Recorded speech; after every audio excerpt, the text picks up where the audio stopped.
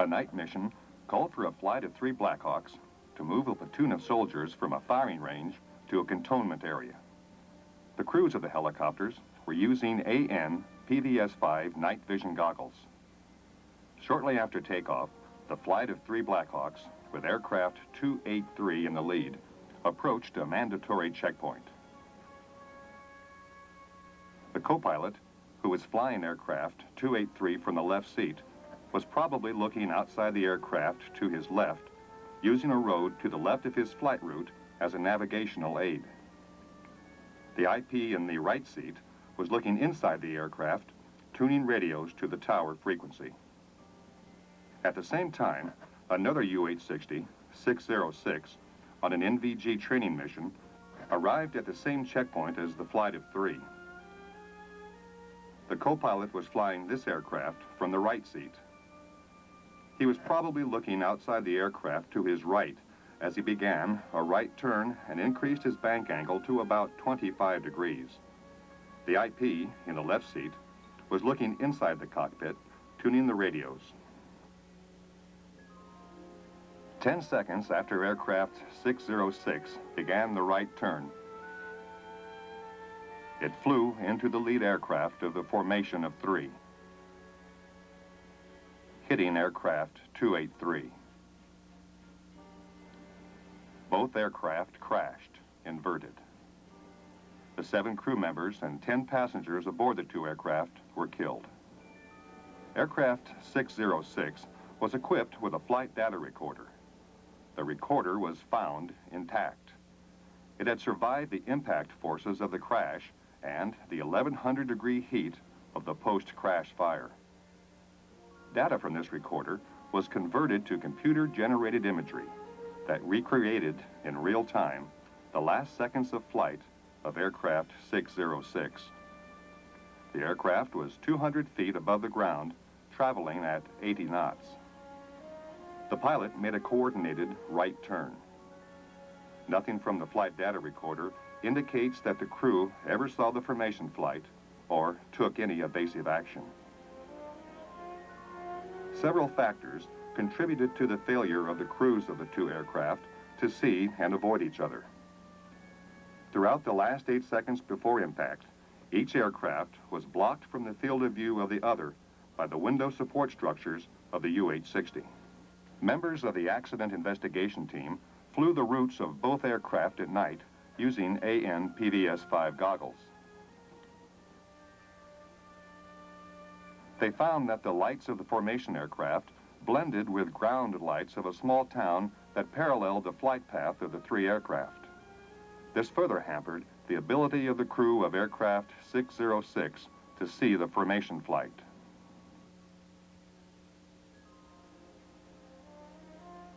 Position reports were not required. A common air-to-air frequency for all day, night, and NVG missions was provided, but there was no requirement to call on the frequency to make position reports at certain checkpoints. Pilots were required only to monitor the frequency. As a result, neither aircraft was alerted to the other. Had both aircraft reported on a common frequency as they approached the mandatory checkpoint, this accident may have been prevented.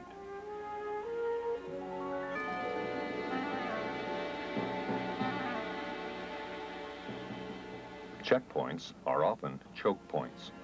Procedures should clearly define where aircraft are to be and the required communication. SOPs should require aircraft to report position and intentions on a common frequency at mandatory checkpoints. And Karen's Tower of altitude. Got Barnes Creek here. Altitude to report Payhatchee wind 1806, altimeter 3003. Aircraft can disappear in background lights. If possible, outgoing and incoming NVG routes should not be established near towns or brightly lighted areas. The camera is now in the left gunner seat of a U-860, looking through the closed window. The flashing light you are seeing is the anti-collision light of another aircraft. Notice how, when the anti-collision light is turned off, the aircraft disappears in the background lights. then reappears from behind the window structure when the anti-collision light is again turned on. With the left gunner's window now open, notice how the target aircraft disappears when the anti-collision light is turned off. Windshield support structures in the Black Hawk restrict visibility. With the camera in the right front seat of a UH-60 and situated as near as possible to the design eye point of view, a slow scan is made from the left pilot seat to the right door window. Note how the windshield support structures restrict the field of view of the pilot and co-pilot. To compensate, air crews must lean forward and look around the structures. As a result of this accident, modification of the cockpit structure of the B model UH-60 is under consideration. Cockpit teamwork, always extremely important, becomes absolutely critical during NVG operations. Close teamwork among all crew members is necessary to improve crew efficiency and prevent confusion. Each crew member should tell the other what he is going to do and when he is going to make a change, so there will be no surprises. If one crew member says, "I'm going to switch the radio," the other crew member will know he's the only pilot looking outside and must be extra watchful. When operating at night with night vision devices, everyone from commander to crew chief must be aware of the higher risk involved. All controllable risk variables must be controlled, and by the book, disciplined operations are mandatory.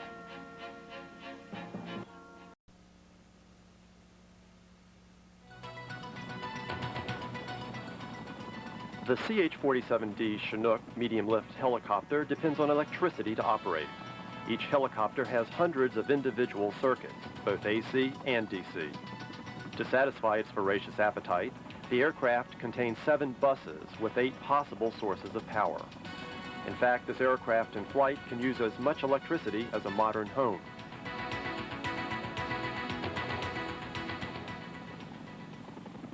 The electrical installation on the CH-47D is comprised of 2 similar but independent AC and DC generating systems called number 1 and number 2. Each system has the capacity to supply the electrical requirements of the aircraft. Both the AC and DC circuits are controlled from power distribution panels, or PDPs. Each of the circuits in the aircraft is protected by a circuit breaker on one of these panels. The number 1 power distribution panel is located outboard of the co-pilot's seat on the left side of the cockpit. Essentially, it services the left side of the aircraft. The number 2 power distribution panel is located outboard of the pilot's seat on the right side of the aircraft. It basically services the right side of the aircraft. Primary AC power to operate the aircraft in flight is provided by 2 Lucas 40 kVA AC brushless generators that produce 200 volt, 400 hertz, 3-phase power. These generators are mounted on and driven by the aft transmission and are cooled by oil from the aft transmission. The number 1 main generator, mounted on the left side of the transmission, provides AC power for the number 1 AC bus, which is in the number 1 PDP. The number 2 main generator is mounted on the right side of the transmission. It provides AC power for the number 2 AC bus in the number 2 PDP. The number 1 and number 2 generators are identical. They each contain a main alternator armature, shown here, and a permanent magnet generator, or PMG. These generators are the main source of power for the aircraft. When each generator is turning at 12,000 RPM, its PMG produces a 40-volt AC output that is fed to its respective generator control unit. Each GCU monitors its generator for under and over voltage, under frequency, and differential current, and also regulates the generator's output voltage. 3 circuit boards are contained within each GCU, 1 for frequency sensing and control logic, 1 for current sensing and power supply, and 1 for voltage sensing and regulation. In addition, there is an excitation control relay, a generator contactor relay, and a field output transistor. The number 1 GCU is located in the electrical compartment at the front of the left pod. The number 2 GCU is located in the right electrical compartment. The generator control units are connected through switches in the cockpit to contactor relays located in the power distribution panels. The contactors connect the generators to the number 1 and number 2 AC buses. All the individual AC circuits feed off these buses. Each AC system has the capacity to supply the complete electrical requirements for the aircraft. If one of the generators fails, the AC bus tie closes, allowing the other generator to power both buses. The two systems are widely separated in the aircraft to minimize losses due to battle damage. When the aircraft is on the ground, all AC power requirements can still be met by use of a third generator, the Auxiliary Power Unit generator. This generator is mounted on and driven by the Auxiliary Power Unit, APU, which provides AC power for ground maintenance. The APU generator is an air-cooled 20 kVA AC brush or brushless generator. It produces 205 volts, 400 hertz, three-phase power. The APU generator also has a permanent magnet generator. The PMG for the APU generator supplies AC and DC power as soon as the generator starts turning. It, in turn, is connected to its own GCU, which is different from the GCUs used by the main generators. This control unit has two plug receptacles on the front. It uses a black conversion plug to control a brush-type generator or a red conversion plug with a brushless type generator. The APU generator control unit contains 4 circuit boards. They are for under and over voltage protection, under frequency, voltage regulation, and differential current. The generator control unit for the APU generator is located in the right electrical compartment. There is a switch for it on the electrical panel, and a contactor and a slave relay in the number 2 PDP. When these relays are energized, they will connect 3-phase AC to the number 1 AC bus. Power is then routed through the number 2 AC bus tie to the number 2 AC bus. If it's impossible or impractical to start the engines or the APU, you can still get AC power to the aircraft. There is an external power receptacle in front of the left electrical compartment. It is connected to the external power monitor inside the left electrical compartment. This device monitors the incoming power for proper frequency, over or under voltage, and phase sequence. If the power is acceptable and the aircraft is not receiving power from the onboard generators, the external power contactor in the number 1 PDP connects it with the number 2 AC bus. The bus tie will also connect it to the number 1 AC bus, powering the whole aircraft. If any of the onboard generators start producing power, the external AC is disconnected from the bus. Many of the instruments require 26 volts AC. Power for this purpose is provided by 2 auto-transformers, one in each PDP. The auto-transformers receive 115 volts AC and step it down to 26 volts AC. That completes the AC system, but the Chinook also needs DC power to operate. The DC power system of the CH-47D contains 5 DC buses. 4 of these buses are powered by any of 4 possible power sources. The 5th bus, the battery bus, is only powered by the battery. The CH-47D has a 19-cell, 24-volt nickel-cadmium battery. The battery is used for starting the APU and as an emergency power source in the event that all other power in the aircraft is lost. In emergency mode, the battery will not last long, just long enough for the pilot to land the aircraft safely. Thus, it is important for the battery to be kept at full charge. There is a battery charger analyzer in the left electrical compartment above the battery. A sensor cable from the battery allows the charger analyzer to monitor the battery for cell imbalance, over temperature, voltage above or below 80% of the full charge, and to provide a charging voltage to the battery. The charger analyzer receives 115 volts AC from the number 1 AC bus.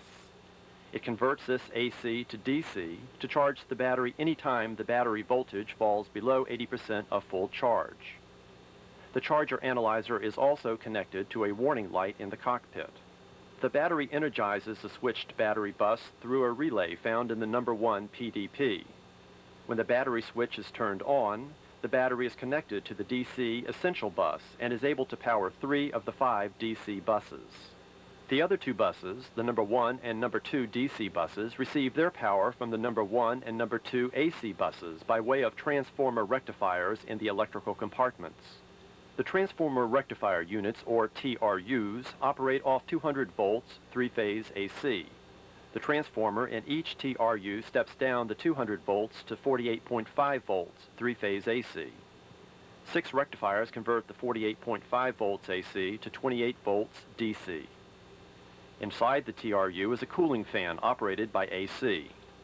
An AC quick disconnect input connector is located on top of the TRU with positive and negative output terminals located underneath. The number 1 TRU, located in the left electrical compartment, powers the number 1 DC bus, the essential DC bus, and the switched battery bus. The number 2 TRU, located in the right electrical compartment, powers the number 2 DC bus and the essential DC bus. To protect and control the TRUs, reverse current cutout relays are connected to the TRUs. As soon as the voltage coming from the TRU is greater than the voltage from the battery, the reverse current cutout relay, located in the PDPs, will connect the transformer rectifiers to the DC buses. If one of the TRUs should fail for any reason, the reverse current cutout relay will disconnect it from the bus and operate the appropriate TR fail relay, which in turn will operate the DC cross-tie relay to connect the two DC buses. There is one other way to get DC power to the aircraft. That is by using external DC. When external 28 volts DC power is plugged into the aircraft, it energizes the DC external power relay in the number 1 PDP, connecting the external power to the number 1 DC bus and disconnecting the TRUs. This, in turn, powers all the DC buses except the battery bus. In summary, we see that the main generators power the number 1 and number 2 AC buses. These, in turn, power the 26 volts AC instrument auto transformers. The number 1 and number 2 DC buses receive their power from the AC buses by way of the transformer rectifiers. In turn, the number 1 DC bus provides power to the essential DC bus and the switched battery bus. The battery powers its own bus, and in turn is charged from the number 1 AC bus. If the source to either of the DC buses should fail, there is a bus tie relay that will connect them to restore power. Similarly, if one of the generators fails, there are bus ties to connect the two AC buses. At 40 kVA, either generator produces enough power to operate the whole aircraft. If both generators go out, the auxiliary power unit generator can come online, connecting it to the number 1 AC bus. The APU generator is used for aircraft ground operations and aircraft startup only. If all power sources fail, the battery will still operate the aircraft for about 15 minutes. If in flight, this is long enough to set the aircraft down. On the ground, if you don't want to or can't run the auxiliary power unit, you can plug in external power. Plugging in DC will power all the DC buses. Plugging in AC will power the entire aircraft. In use, the electrical system goes from the simplest to the most complicated. The battery allows the auxiliary power unit to start, which powers up the system so that the main engines can start. When the engines get up to speed, the main generators are turned on and the APU generator is turned off. It takes a lot of electricity to operate a Chinook. It's up to the 68 Foxtrot electrician to keep the electrical systems running so that the Army can keep its Chinooks flying.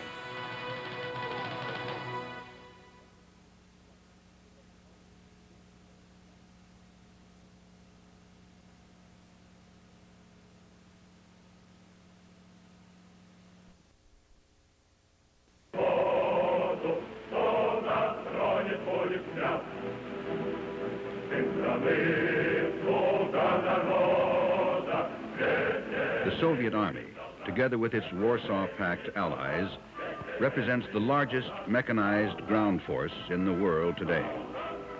They are capable of mounting large-scale offensive operations on fronts extending from Denmark in the north to Italy in the south. NATO capability to defend against this force has raised questions concerning both tactics and weapon systems available to our ground forces in this area. This film will portray and evaluate concepts which would help achieve the primary mission of NATO forces. a successful defense in Europe.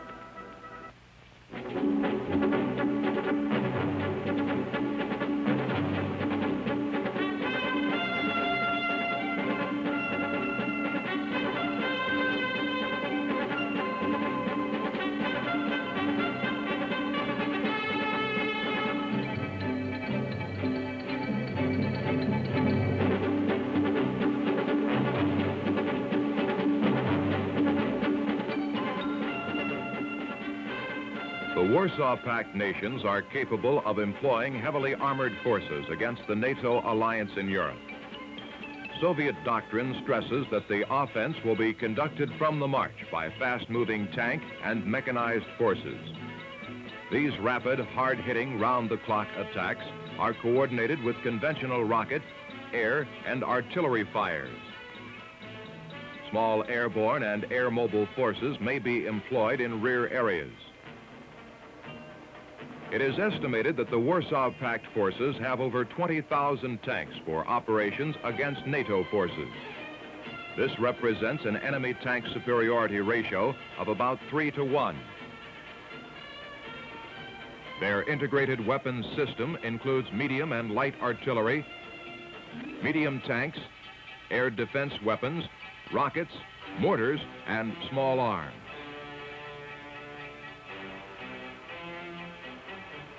It is assumed that an attack by the Warsaw Pact forces in Europe can occur through any of the historically established corridors of approach into Western Europe.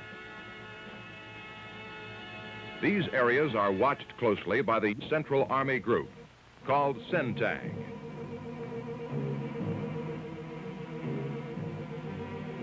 Allied forces defending against this threat are 2 corps of the 7th U.S. Army and 2 West German corps.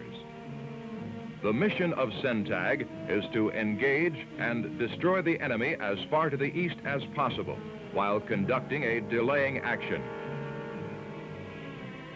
The width of these sectors requires defending U.S. ground forces to cover as much as 4 times the normal frontage. Thus, mobile firepower to respond quickly and in force is considered vital to any realistic defense of these sectors. To strengthen the defensive capability of the U.S. forces against the threat, a concept has been developed for the employment of attack helicopters, possessing the capabilities of the AH-56A Cheyenne. These attack helicopters provide the ground combat commander with an added dimension in mobility, a highly responsive, fast reaction, mobile striking force capable of rapid contour flight across the terrain, unimpeded by natural and man-made obstacles. This mobility will make it possible to conduct an effective surprise attack against enemy armor at a time and place of the commander's choosing.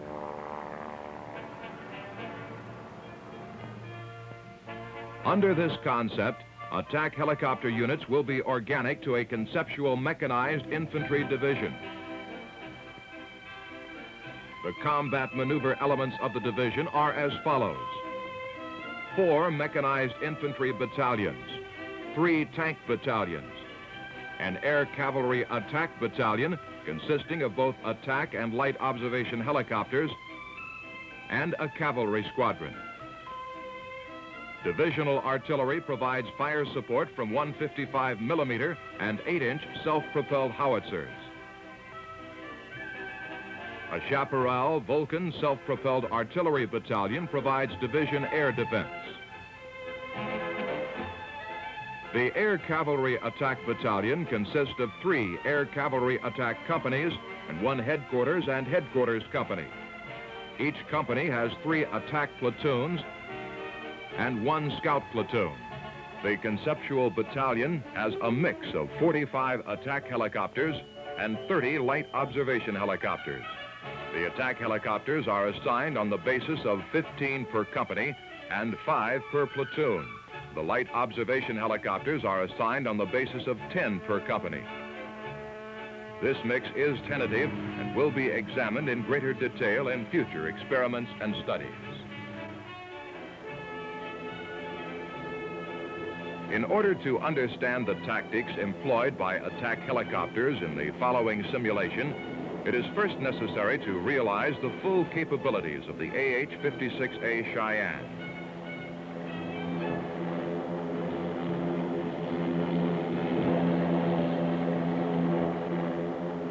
The AH-56A is capable of acquiring and attacking enemy targets under conditions of darkness and limited visibility. It is equipped with an inertial guidance and navigational system, plus surveillance, target acquisition, and night observation equipment.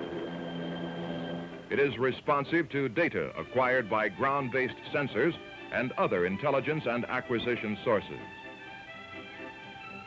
This attack helicopter can execute 120-degree turns left or right from the line of fire after firing a tow missile, or hover just above the crest of the hill while the gunner guides the missile to the target. The tow missile can penetrate any known enemy armor at a maximum range of 3,000 meters with a time of flight of less than 15 seconds. Time of flight for a range of 2,000 meters is less than 8 seconds. The 30-millimeter cannon is capable of defeating lightly armored vehicles, including armored personnel carriers, with an effective range of 3,000 meters. This provides compatibility with the maximum range of the tow missile.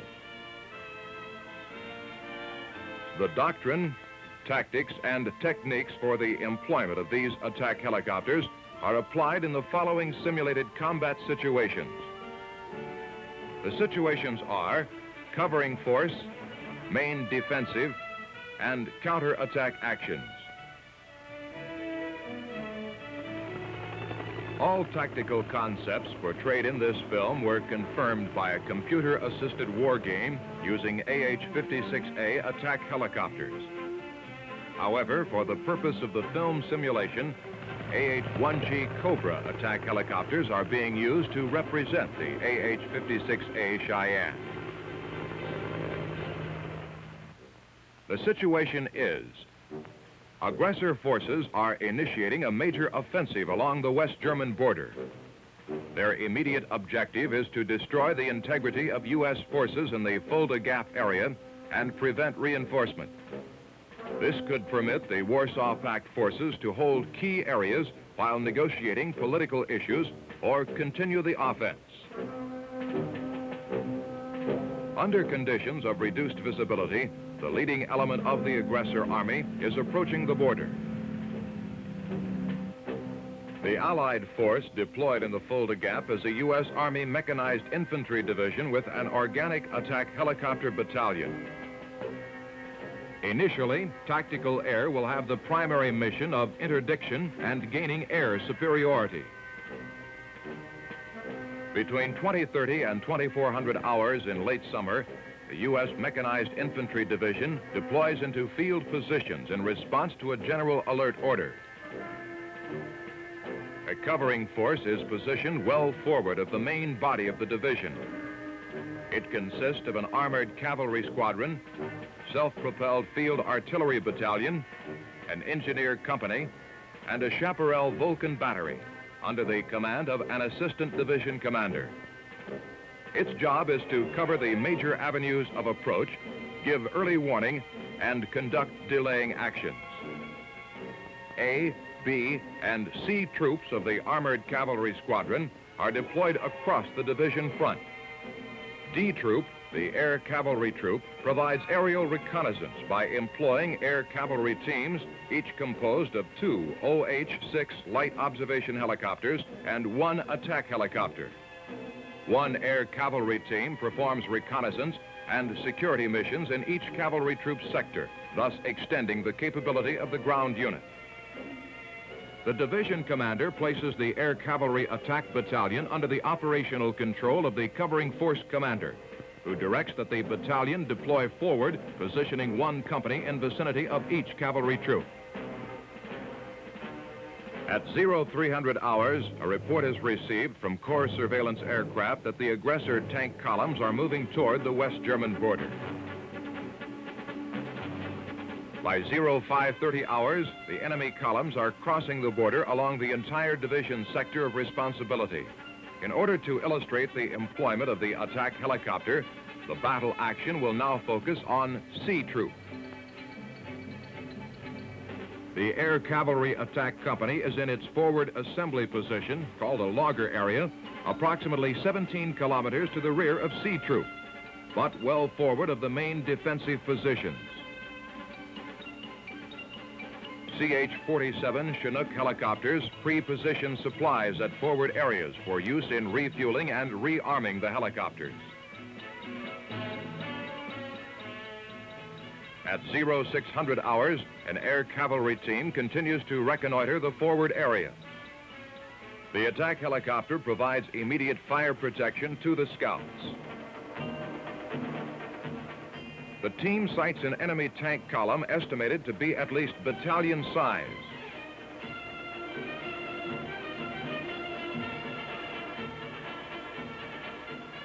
The lead element of this column has crossed the border. The air cavalry team does not have sufficient firepower to engage a target of this size. So it maintains a surveillance standoff range of about 2,000 meters, avoiding detection by flying nap of the earth. The air cavalry team reports the target with a recommendation to engage the enemy with attack helicopters. As a result, the Air Cavalry Attack Company is alerted for the attack. The commander of the Air Cavalry Attack Company briefs his operations officer. The platoon leaders are rapidly assembled for a mission briefing. Once the battle starts, all platoon leader briefings will be conducted over the radio. The scout platoon immediately proceeds to the target area.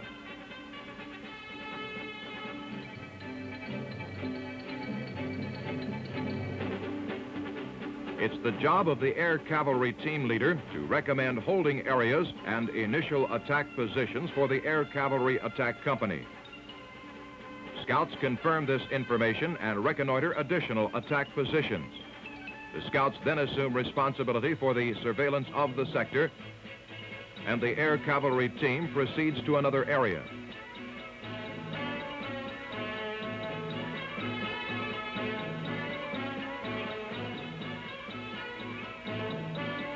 Once the attack team start the attack, the scouts maneuver to positions where they can maintain surveillance of the battlefield.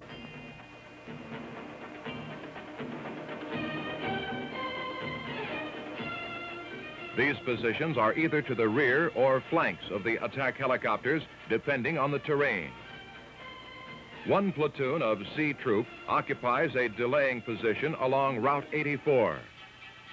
As the enemy column comes into range of ground fires, the ground cavalry platoon leader gives the command to commence firing pre-planned artillery fires and his organic anti-tank weapons.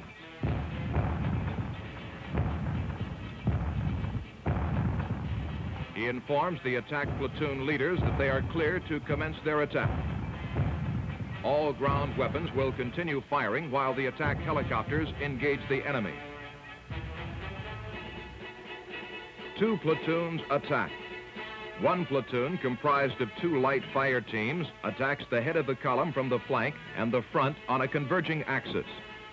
The second platoon, comprised of one light fire team and one heavy fire team, attacks the center and rear of the column. These attacks are timed in such rapid succession as to seem simultaneous. One fire team crests the tree line of a hill and launches its TOW missiles on the column head from the flank. The second fire team crests another hill at the head of the enemy column and launches its missiles. This provides shock effect and confuses the enemy. The attack helicopter, by remaining at or below treetop level, is extremely difficult for the enemy to acquire either visually or by radar.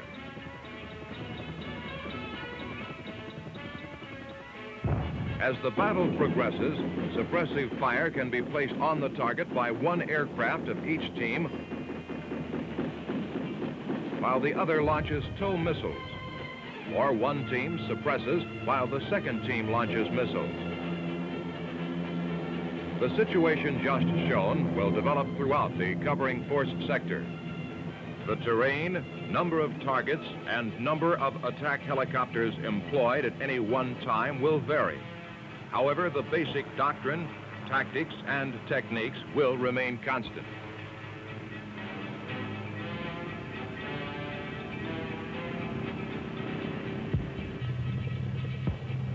When the enemy forces deploy and return heavy anti-aircraft fire, the attack helicopters disengage.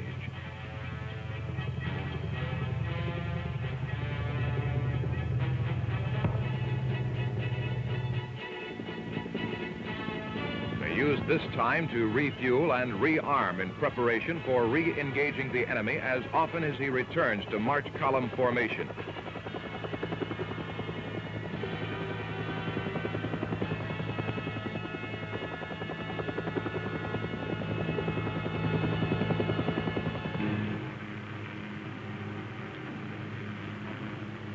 Results of the covering phase of the war game revealed that the initial attack by the AH-56A Cheyennes resulted in 164 enemy tanks and 21 armored personnel carriers destroyed.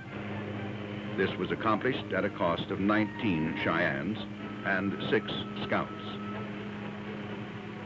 Thus, the covering force zone, normally considered to be a delaying zone, in effect became a killing zone. 2 enemy divisions were rendered ineffective, causing a delay of 14 hours. Normal delay expected without attack helicopters is about 4 hours. The most significant fact to emerge in this phase of the action was the early decision to reinforce the covering force with the entire Air Cavalry Attack Battalion. No other current weapon system would have allowed the commander to destroy the enemy at this range, while retaining a capability to participate fully in the main defensive battle.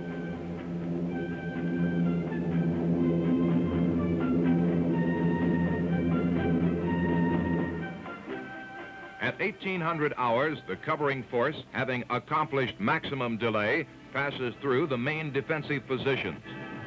Its attached units return to the parent unit control, and the armored cavalry squadron screens the division's left flank.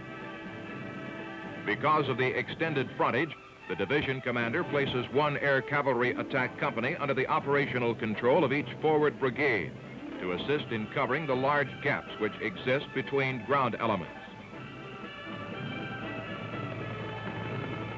New logger areas are selected in the brigade rear, near enough to friendly elements for mutual security.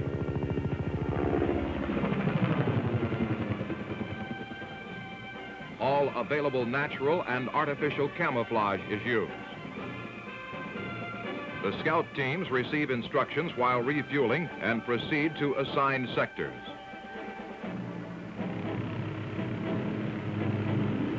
Maneuvering forward of the main defensive positions, they maintain contact with the enemy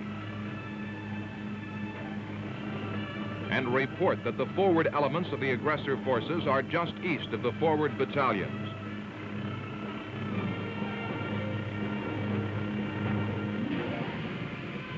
Two attack platoons scramble and are briefed en route by the scouts.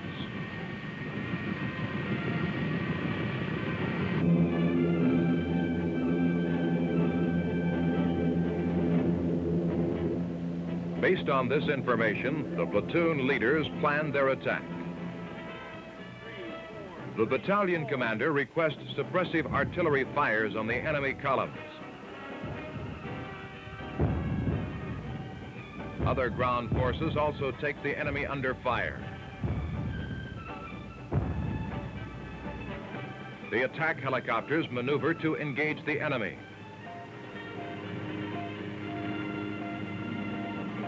Since the pilot's attention is concentrated on maneuvering for attack, acquiring and striking targets, the scouts provide a degree of security.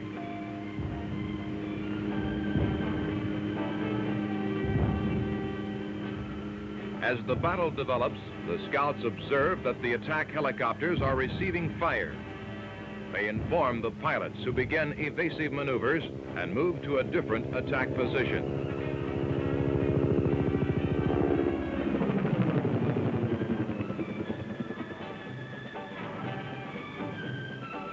Using standoff tactics, one aircraft engages the air defense weapon while the lead aircraft launches its TOW missile at the tank. The wingman will engage from a distance of 3,000 meters with 30-millimeter fires. As the lead aircraft maneuvers into position to engage the tank from a range of at least 2,000 meters.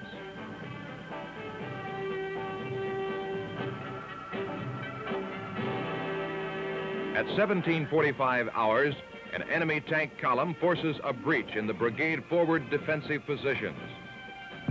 Although suffering heavy losses, the enemy is making rapid progress into the brigade sector. The company commander recommends that the 3rd Attack Platoon be committed at this time. The brigade commander concurs and directs all available suppressive fires on the enemy. Immediately after receipt of the order, the platoon is airborne. The platoon leader makes his initial attack with the platoon on line to ensure maximum surprise. With the commitment of the 3rd Platoon of the Air Cavalry Attack Company, the main defensive phase ends. During this phase, the attack helicopters provided the ground commander with the capability to respond quickly to the numerous small penetrations along the extended frontage.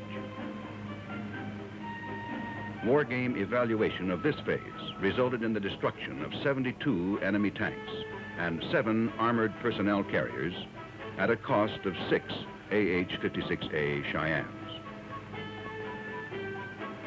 The mobility, firepower, and responsiveness of the attack helicopters was the key to the main defensive action. Operational control of helicopter teams by battalion commanders resulted in highly effective coordination between ground companies and platoons. The brigade commander was able to switch the attack helicopter teams quickly to the most critical points of the action.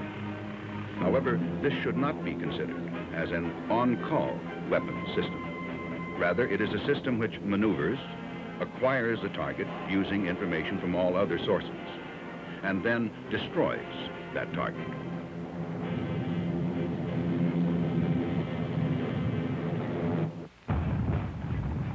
By 2100 hours, the entire division front is under heavy pressure. The enemy forces, with their superior number of tanks, have made multiple penetrations.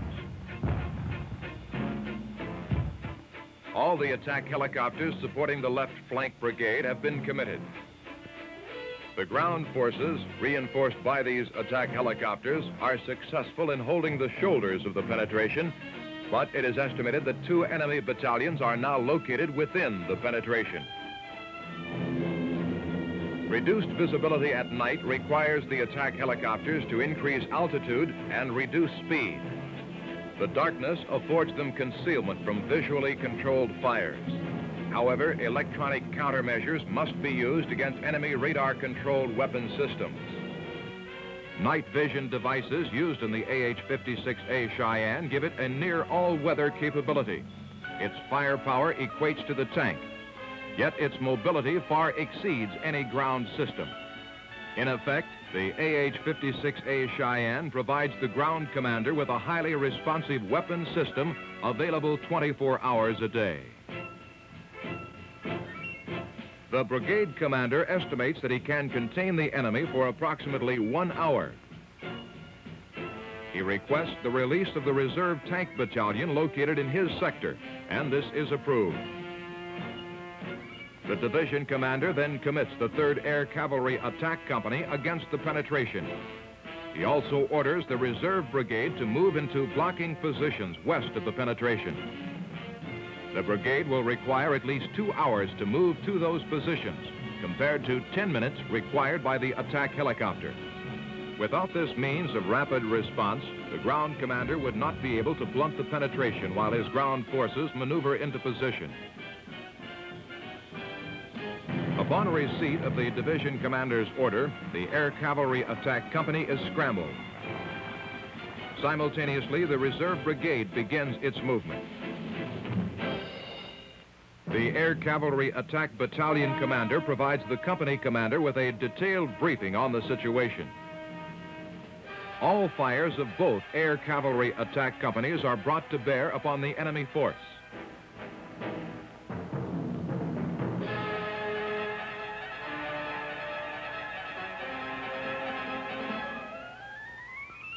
The ground unit commander controls all fires as he has done in the previous situations. The attack helicopters alternate their return to the rearming and refueling area. This enables the maximum number of attack helicopters to be available at any given time.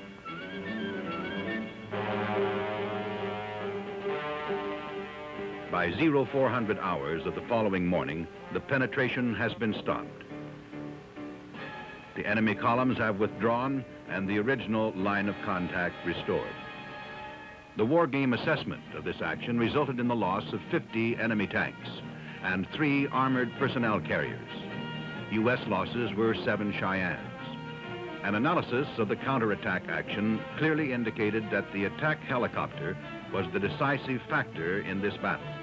It was, in fact, the division commander's only means of applying combat power against enemy armor in a timely and decisive manner. Had it not been for the mobility differential achieved through the Cheyenne, the enemy penetration could not have been stopped. Total enemy armored vehicle losses for all 3 phases of the battle numbered 47 for ground weapon systems and 319 for the attack helicopter. 32 attack helicopters and 6 scouts were lost. This represents a loss ratio of 10 enemy vehicles to 1 AH-56A.